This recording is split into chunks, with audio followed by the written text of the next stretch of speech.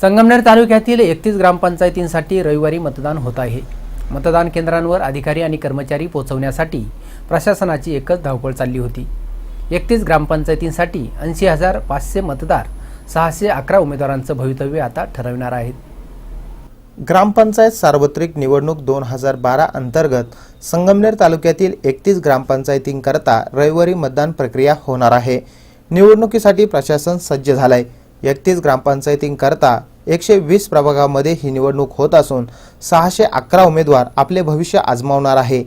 या निवडणुकीत एकूण मतदान 80,500 असून त्यापैकी पुरुष मतदार 41,916 तर स्त्री मतदार 38,584 इतके आहे। मतदान अधिकारी आणि कर्मचारी यांना मतदान केंद्रावर पोहोच करण्यासाठी आणि वाहनांची व्यवस्था करण्यासाठी प्रशासनाची एकच धावपळ चालली होती।